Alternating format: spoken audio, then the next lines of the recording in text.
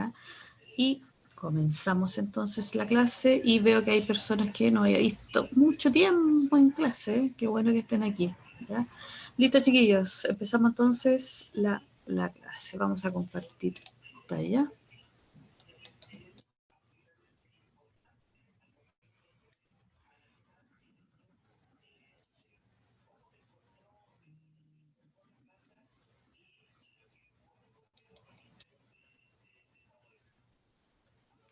Chiquillos, hoy día, como quedamos en la clase pasada, nos corresponde hacer una síntesis del segundo aprendizaje, el segundo contenido que entra en la prueba de mañana, miércoles 7 de octubre, ¿ya? Recuerden que tenemos prueba mañana y en la tarde, 2:30 en adelante más o menos, se asigna esa prueba, ¿ya? Entonces, nosotros la semana pasada, la clase anterior, hicimos una síntesis del contenido que tenía que ver con el neoliberalismo, es decir, todo lo que pasó, que sucedió en Chile con el tema económico, cómo se aplicó, quiénes trajeron la idea, etcétera, etcétera. Hoy día nos corresponde el llamado proceso de recuperación de la democracia, es decir, cómo se fueron juntando varias cosas, varios elementos para, en el fondo, lograr presionar al gobierno para que se abriera a negociar con la oposición, a establecer acuerdos y llegar finalmente a lo que sería después el plebiscito de 1988. ¿Ya? Entonces, vamos a comenzar lo de hoy día. Entonces, el objetivo es explicar los factores que incidieron en el proceso de recuperación de la democracia durante la década de 1980, considerando la crisis económica, el surgimiento de protestas, la rearticulación del mundo político, el rol mediador de la Iglesia, de organismos de defensa de derechos humanos y de la comunidad internacional. ¿Ya? Entonces, lo primero es que aquí ya empieza a un proceso, una etapa en que ya llega a su fin la dictadura militar y se va a iniciar un proceso de transición, ¿ya? En que se va a, ¿cómo dice la palabra? Transición de un gobierno, una dictadura a la recuperación o la vuelta a la democracia, ¿ya? Y aquí se van a ajustar, como dijimos, varios factores sociales, políticos, económicos, internacionales, ¿ya? Los económicos con la crisis ya lo vimos, todo lo que trajo la crisis económica, como el desempleo, que la gente estaba disconforme, las protestas, todo eso, más la situación internacional, va a converger en lo que sería el proceso de recuperación de la democracia. ¿Ya? ¿Qué es lo que pasaba a nivel internacional? Estamos hablando de los 80, ¿ya? Dice, la influencia del fin de la Guerra Fría, ¿ya? Acuérdense que a comienzos de los 80 empezaron a hacer crisis el modelo soviético y Estados Unidos también cambia su estrategia internacional. ¿Y cómo cambia? En el caso de América Latina, Estados Unidos retira el apoyo que le había brindado a las dictaduras militares que estaban gobernando América Latina entre los 60 y los 70. Ya en los 80 Estados Unidos cambia esta estrategia, ya no los apoya y por su parte, recuerden que la Guerra Fría se destaca por la rivalidad entre las dos potencias de esa época, como fueron la Unión Soviética y los Estados Unidos. ¿Ya? Entonces, aquí los dos países van a sufrir o van a aplicar cambios, van a sufrir cambios que van a afectar también, en el caso de América Latina y a Chile también. Las dificultades diplomáticas. Aquí va a ocurrir una importante dificultad diplomática que tiene que ver con un tema de disputa por la soberanía de un territorio en la zona austral.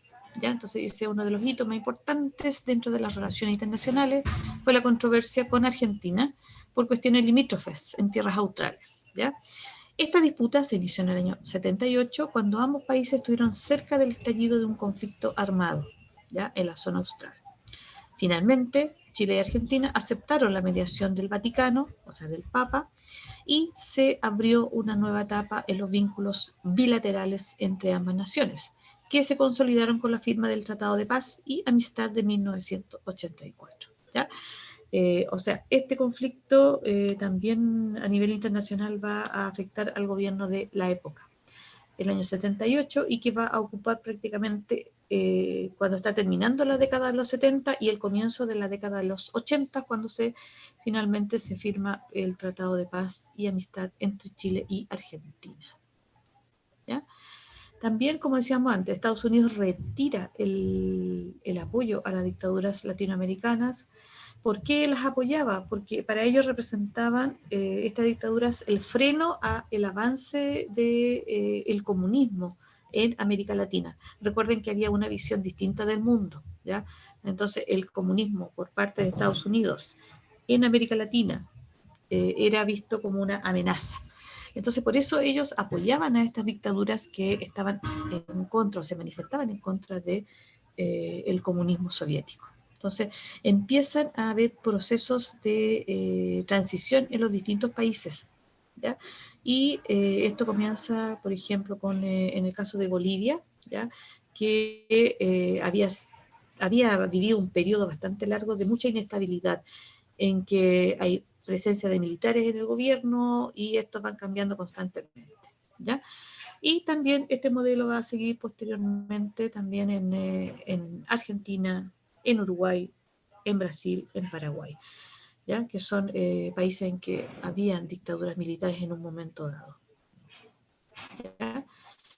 También el gobierno de Chile recibe una condena a las violaciones de derechos humanos a través de distintos foros internacionales, como la Organización de las Naciones Unidas, la Comisión de Derechos Humanos de la OEA, ¿ya?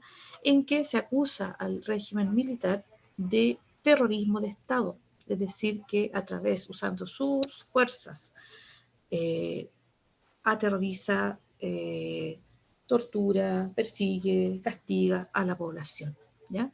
Por eso se habla de terrorismo de Estado y de cometer flagrantes abusos contra la población. Además, muchos exiliados chilenos promovieron desde el extranjero diversas acciones de solidaridad en apoyo a las víctimas de la represión, ¿ya? Entonces, por un lado está toda la condena internacional a la violación de los derechos humanos en Chile a través de distintos organismos, y también está la labor de exiliados chilenos, o sea, gente que tuvo que salir del país, eh, donde ellos fueron recibidos, ¿ya? Como por ejemplo en Suecia, en Canadá, en Australia, ¿ya? En Alemania, ¿sí? Entonces ellos allá promovían acciones de apoyo y solidaridad a las víctimas de la represión en Chile, ¿ya? Esa es la parte de contexto internacional. También tenemos la crisis económica de 1982 y la movilización civil, ¿ya? Primero vamos a partir por la crisis económica, ¿ya? En este caso, la década de 1970, acuérdense que la dictadura militar asume primero gobernando como junta de gobierno en 1973, y ya finalizando la década, la economía chilena estaba en expansión, ¿ya? Y se había ya empezado a aplicar derechamente el modelo neoliberal, ¿ya? Y además en la parte política había una sociedad civil despolitizada, es decir, no habían partidos políticos, por ejemplo, estaban prohibidos. Los grupos de oposición que existían habían sido desarticulados, o sea, desarmados, ¿ya? No había Congreso, tampoco Congreso Nacional, por lo tanto, por eso se habla de una sociedad despolitizada, ¿ya? Y los grupos que lograban en algunos momentos organizarse o articularse de manera opositora al gobierno militar eran reprimidos, ¿ya? Sin embargo, a partir de 1982, este escenario va a cambiar, ¿ya? Iniciándose una fase de crisis y descontento social, ¿ya? Primero, la parte económica. Dice, el impacto de una recesión mundial. Una recesión significa, desde el punto de vista económico, que las economías no están creciendo, ¿ya? Que están estancadas. Eso significa recesión, ¿ya? Si una economía crece un 0,5% o menos, no hay recesión porque está creciendo, ¿ya? Pero si una economía de un país se mantiene estancada, se habla de recesión. Entonces dice, impacto de una recesión mundial desde 1981, diversos factores como el aumento del precio del petróleo, la recesión de las economías industrializadas como la de Estados Unidos alteraron el panorama económico mundial. ¿Por qué a nosotros nos afecta el alza del petróleo? Porque nosotros somos dependientes del abastecimiento del petróleo. En el Chile se produce una mínima cantidad de petróleo en la zona de Magallanes, ¿ya? Pero que no alcanza a satisfacer las necesidades del país. Y nosotros dependemos de las economías industrializadas hacia donde van nuestras exportaciones. Si esas economías se frenan, van a disminuir la compra de productos de Chile, ¿ya? Entonces, y acuérdense también que una de las características del neoliberalismo es la apertura de la economía, ¿ya? Entonces, una economía abierta está muy vulnerable a lo que pase afuera. ¿Ya? Entonces dice, el impacto en Chile fue mayor, dadas las condiciones de extrema apertura de nuestra economía, la dependencia de las exportaciones, o sea, si un país no nos compra, nos afecta, el alto endeudamiento derivado del optimismo que generó la recuperación económica desde mediados de 1970. O sea, se vio que el país estaba creciendo, por lo tanto, se produjo un alto endeudamiento por parte de la banca, en este caso privada, y de las personas también, ¿ya? Hubo acceso al crédito, por lo tanto, se vio que el país estaba creciendo, por lo tanto, el futuro se veía más o menos bueno y los bancos empezaron a endeudarse. Ante la recesión, Estados Unidos subió las tasas de interés, lo que se tradujo en un alza de las deudas contraídas con el extranjero. De este modo, los bancos y empresas nacionales se vieron imposibilitados de saldar sus deudas, ¿ya? Estaban endeudados porque veían que venía digamos, un momento bueno para la economía. Sin embargo, empieza esta recesión y Estados Unidos, ya que su economía no está creciendo, sube las tasas de interés. ¿Qué significa esto? Que los créditos son más caros, ¿ya? Entonces, hay que pagar más. Piensen que un crédito uno nunca paga lo que pidió, sino que paga un interés, pero si suben esa tasa de interés se paga más todavía, o sea, el crédito es más caro. Por lo tanto, muchas empresas, muchos bancos se vieron imposibilitados de pagar sus deudas, ¿ya? Entonces dice, las consecuencias de la crisis económica. En el año 82, el colapso de la economía fue evidente. Ya, o sea, ya cuando hablamos de colapso es porque la economía ya está bastante mal. Las exportaciones se redujeron y tanto el endeudamiento como las restricciones en el acceso al crédito provocaron la quiebra de numerosos bancos y empresas nacionales. ¿Ya? O sea, quebraron los bancos, quebraron empresas. ¿Ya? Entonces, las autoridades respondieron, o sea, para salvar acá a los bancos, por ejemplo, respondieron inyectando recursos fiscales, o sea, recursos del Estado, para rescatar al sistema financiero, ¿sí? O sea, el Estado para salvar los bancos e impedir que la crisis fuera más fuerte, le inyectaron, o sea, le pagaron deuda de los bancos con dineros del Estado. ¿Ya? O sea, salvaron a los bancos en el fondo desde el punto de vista económico. ¿Ya? Ahora, también, aparte de eso, siguieron las directrices que los organismos internacionales señalaban para poder superar la crisis. Organismos como el Banco Interamericano de Desarrollo, como el Fondo Monetario Internacional, que señalaban que había que intensificar el proceso de privatización y de expansión de las exportaciones. O sea, estas instituciones sugerían que el Estado privatizara aún más empresas. Acuérdense que el Estado todavía mantenía algunas empresas que son del Estado, y cuando dice privatizarlas significa que las venden a los privados. O sea, venden estas empresas y pasan a manos de privados, no del Estado. Y la expansión de las exportaciones, es decir, que también para salir de esta crisis había que seguir expandiendo las exportaciones o lo que se vendía hacia el exterior. ¿Ya? Ahora, producto de todo esto surge o resurge, mejor dicho, la movilización civil. Dice, el costo social de la crisis fue altísimo, pues el desempleo se elevó de un 19,6% en el año 82 a un 26,4% en 1983. ¿Ya? Ahora, estas son cifras altísimas para el desempleo. Ya cuando el desempleo supera 2 dígitos ya es muy alto. Nosotros aquí podemos decir que en el año 83 en este caso, 100 personas, 25 estaban sin trabajo. ¿Ya? Entonces, y más encima, dice, en el marco de un sistema en el que la protección social provista por el Estado se había reducido a su mínima expresión. O sea, el Estado no protegía a quienes, por ejemplo, quedaban sin trabajo. No existía eso porque ya con la aplicación del sistema neoliberal eso se había eliminado. ¿Ya? Entonces, dice, esto llevó a la movilización de distintos sectores, como organizaciones estudiantiles, gremiales, sindicales, mujeres de defensa de los derechos humanos.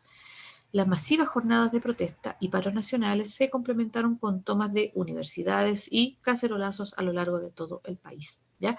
Hubo jornadas entonces de protestas nacionales, de paros nacionales, para manifestar este descontento social frente a toda la situación económica, política, social. ¿Ya? Entonces, dice, la dictadura intentó reprimir estas manifestaciones mediante el uso de la fuerza pública y la declaración del estado de sitio, lo que se tradujo en el aumento de las detenciones, los heridos y muertos en cada jornada. ¿Ya? Recuerden que el estado de sitio es cuando queda prohibida las reuniones. ¿Ya? O sea, no pueden haber reuniones. Aquí tenemos el conflicto territorial que nos enfrentó con Argentina, ¿ya? Y están, digamos, qué es lo que planteaba Argentina y el límite actual, ¿ya? En la zona austral, la zona lo más al sur de Chile, ¿ya? Y aquí hay algunos, digamos, fragmentos de información que tienen que ver con el tema en que intervino el Vaticano, ¿ya? Que estuvo a punto en diciembre del año 78. ¿Ya? Aquí hay ejemplos de países que estuvieron gobernados por dictaduras militares, ¿sí? En Argentina, Chile, Bolivia, Uruguay, Brasil, Perú, Paraguay, Nicaragua, que está en Centroamérica, y Ecuador. ¿Ya? Aparte de Nicaragua, el resto son países de América del Sur. Ya en un momento dado hubo prácticamente en todos los países dictaduras y dictaduras militares fundamentalmente. ¿Ya? Aquí entonces dice la crisis económica que tiene que ver con dice, el panorama internacional comenzó a cambiar y se volvió desfavorable para las exportaciones nacionales y para el continuo endeudamiento externo que se había enfrascado el país. Entonces aquí habla de la crisis en Irán y eso va a generar un alza en el petróleo. Irán es un país productor de petróleo, ¿ya? Y ahí hubo una crisis en el año 79 en que los iraníes tomaron la embajada de Estados Unidos y en Teherán, la capital, y mantuvieron secuestrados a rehenes norteamericanos. Entonces ahí entró también una crisis más política, aparte de la económica, con el alza del precio del petróleo, ¿ya? Y el alza entonces de la tasa de interés, ¿ya? Dice, ¿qué implicancia tuvo esta crisis? Dice, hizo que el gobierno retrocediera momentáneamente su política económica. Intervino el sistema financiero, recuerden que lo rescató, se hizo cargo de sus deudas y a través del Banco Central otorgó liquidez a los privados. ¿Ya? Dice, cuando esto ya empieza a superarse, empiezan a mantenerse esta economía de libre mercado, pero con algunas regulaciones para evitar que sucediera lo mismo.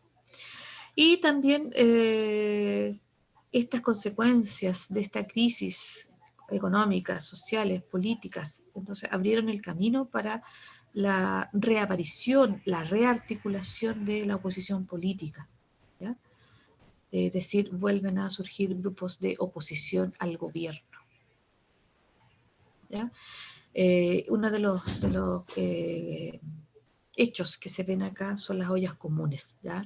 ¿Por qué? Porque la gente quedó, el desempleo, ya, primero que todo, va a provocar que muchas personas no tengan un mínimo para alimentarse. No se entregaban bonos, nada de eso en esa época, como existen ahora algunos subsidios, bonos, etcétera. Eso no existía en ese momento, ¿ya? Lo que sí existió es que se crearon programas de empleo, el PEM y el POG, ¿ya? El PEM significa Programa de Empleo Mínimo y POG, Programa Plan de Ocupación para Jefes de Hogar. ¿Y qué cosas hacían este tipo de trabajos que aparecen aquí? Arreglar las calles, arreglar jardines, ese tipo. Y la idea era entregarles a las personas un, un ingreso mínimo, ¿ya? A cambio del trabajo. Y por eso se crean estos programas, estos planes de empleo, ¿ya? El segundo es para jefes de hogar y el otro es para las personas en general, hombres y mujeres, ¿ya? Hacían trabajos muy similares a esto. Y la movilización social. La gente sale a protestar, se realizan jornadas de paro nacional, etcétera, acá. Ahora, ¿qué pasa con los derechos humanos? Nosotros sabemos que aquí, y de hecho a Chile se le acusó en la época de violar los derechos humanos, ¿ya? Y de terrorismo de Estado.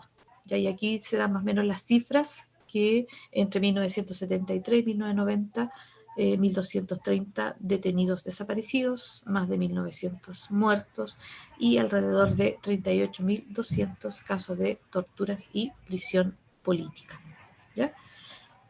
Hay discusiones respecto de las cifras, pero los hechos están así, fueron, digamos, hay gente que sobrevivió a esto, hay otros que no, hay gente que todavía está desaparecida, por ejemplo, ¿ya? Entonces empieza lo que es la lucha por los derechos humanos ante esta situación.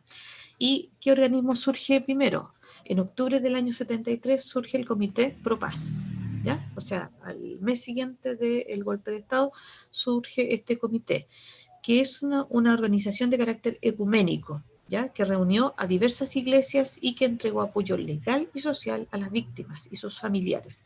Ecuménico significa que estaba integrado por distintas iglesias, ¿ya? Distintas religiones.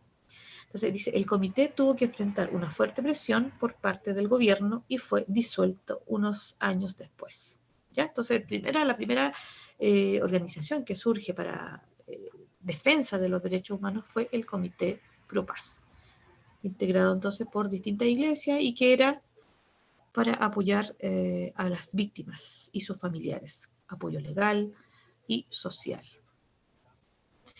También surge el año 75 la agrupación de familiares de detenidos desaparecidos, ¿ya? Cuyo objetivo fue que las personas pudieran conocer el paradero de su familiar detenido, ¿ya? Era muy difícil a veces conocer esa situación, qué había pasado si alguien era detenido, saber dónde estaba, cómo estaba, ¿ya? Qué había pasado con él o con ella. Y esta agrupación entonces surge para prestar apoyo en ese sentido, saber dónde están estas personas. Y una de las instituciones más importantes es la Vicaría de la Solidaridad, que surge el año 1976. Vino a reemplazar al Comité Pro Paz. El cardenal de la época, cardenal Raúl Silva Enríquez, solicitó al Papa Pablo VI la creación de la Vicaría de la Solidaridad, ¿ya? Organización que se encargó de prestar asistencia de distinto tipo a las víctimas del régimen, ¿ya? ¿Por qué tenía que pedir autorización al Papa? Porque las vicarías son organismos que son internos de la Iglesia, ¿ya? Entonces hay distintos tipos de vicarías, hay una vicaría de los jóvenes, por ejemplo. Entonces para crear esta vicaría tuvo que pedir autorización el cardenal al Papa de la época Pablo VI. Ahora, ¿qué asistencia prestaban a las víctimas, a los familiares? Asesoría legal, ayuda económica en algunas situaciones, pero fundamentalmente, ¿qué pasaba con la asesoría legal? ¿Ya? Para enfrentarse a las acusaciones, a la justicia de la época, ¿ya? Y también hay otro organismo que también surge como en defensa de los derechos humanos, que es el Comité de Defensa del Pueblo, el CODEPU, creado en 1980 y estaba integrado por asistentes sociales y abogados con el objetivo de asistir a las víctimas y familiares de detenidos desaparecidos. ¿Ya? Estas eran organizaciones internas, ya, o sea, que estaban en Chile, pero también diversos, como vimos antes, organismos internacionales y países condenaron los crímenes perpetrados por la dictadura militar respecto de los derechos humanos. ¿Ya? La ONU, por ejemplo, creó una comisión para analizar el tema y de hecho vinieron a Chile a visitar qué pasaba con el tema de los derechos humanos, tal como se hizo, bueno, Venezuela no lo recibió, pero con la situación de Venezuela también, ahora. Y países como Suecia, Venezuela, México apoyaron a los exiliados que escapaban de la represión política ejercida por el régimen.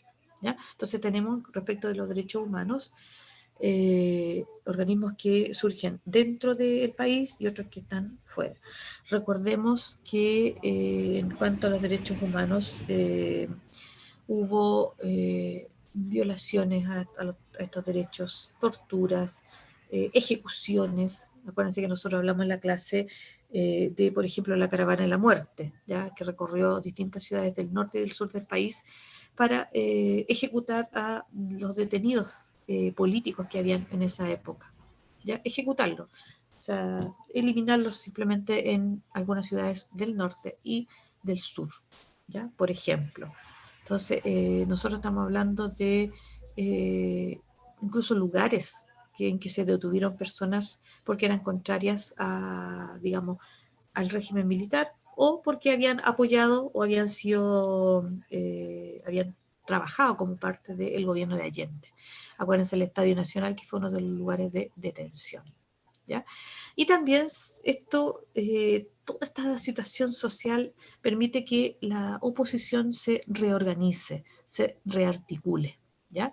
Entonces, aquí el gobierno en ese momento presionado por toda esta situación, flexibiliza su política y permite que, por ejemplo, vuelvan al país líderes políticos que estaban exiliados, ¿ya? Y disminuye en un porcentaje la censura sobre la prensa, sobre los diarios, la televisión, la radio, ¿ya?